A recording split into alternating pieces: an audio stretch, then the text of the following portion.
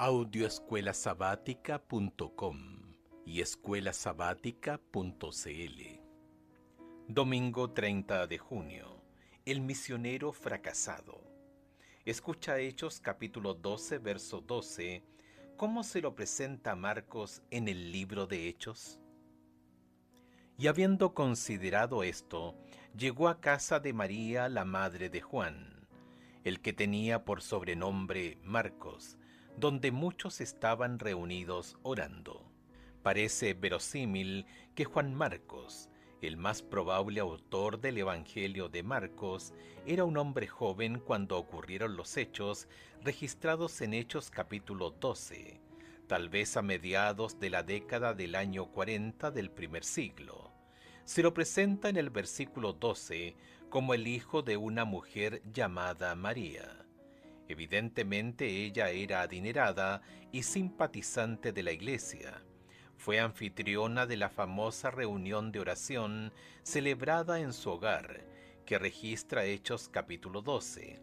Tanto la historia de la huida de Pedro de la prisión y de los hechos que le siguieron, como la subsiguiente muerte de Herodes, están repletos de contrastes asombrosos y aún jocosos entre Pedro y el rey.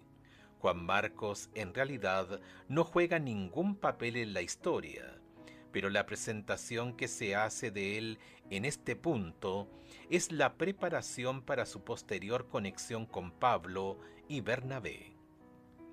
Escucha Hechos capítulo 13, verso 1 al 5 y 13.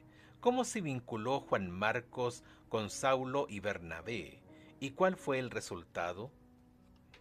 Hechos capítulo 13, versículos 1 al 5 y 13.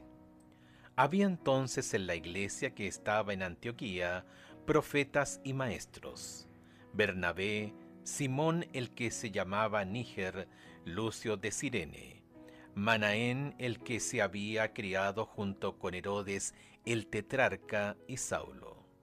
Ministrando estos al Señor y ayunando, dijo el Espíritu Santo: Apartadme a Bernabé y a Saulo para la obra que los he llamado.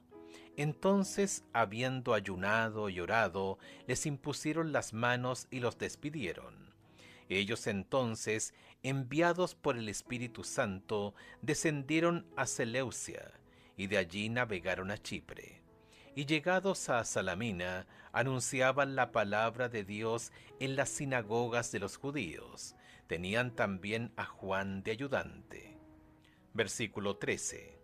Habiendo zarpado a Pafos, Pablo y sus compañeros arribaron a Perge de Panfilia, pero Juan, apartándose de ellos, volvió a Jerusalén.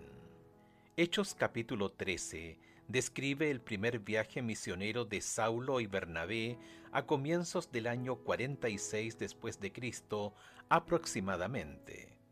Juan Marco no es mencionado hasta el versículo 5 y su rol es simplemente el de un ayudante o servidor.